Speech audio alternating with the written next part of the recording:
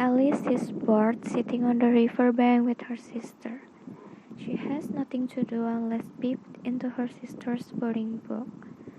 So, she was considering in her mind whether it would be worth the trouble of getting up. She suddenly saw a speaking white rabbit with pink eyes running hurriedly close by her. The rabbit took a watch out of its waistcoat pocket and then hurried on.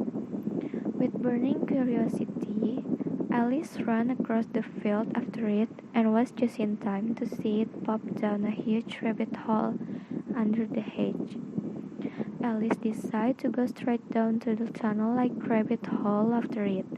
It took plenty of time as she went down the hole and began to yell down. Down, down, down. Would the fall never come to an end? I wonder how many miles I have fallen by this time. I must be getting somewhere near the center of the earth.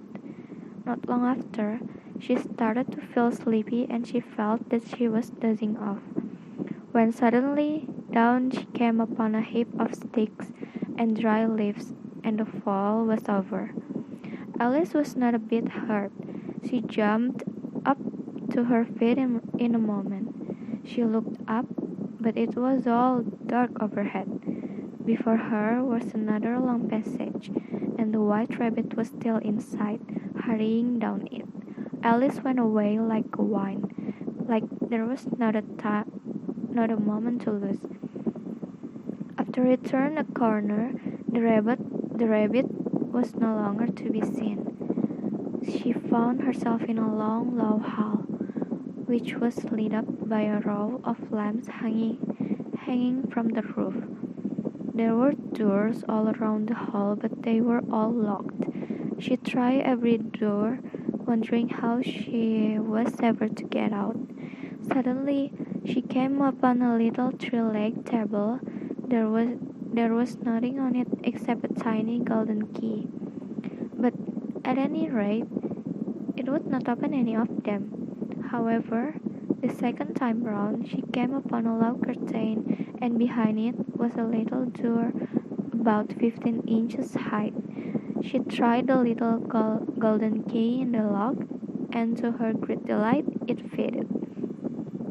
Alice opened the door and found it led into a small passage not much larger than a rat hole, and even if my head would go through, it would be of very little use without my shoulders.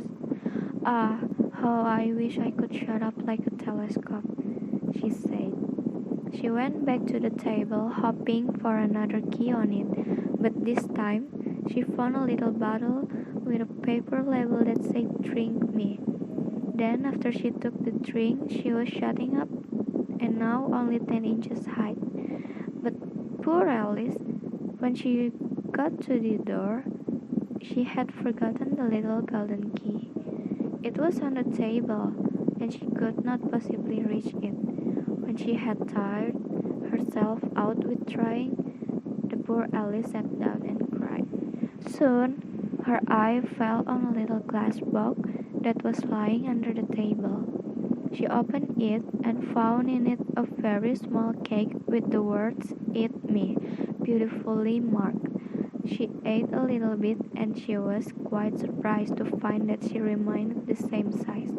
So she set to work and very soon finished off the cake.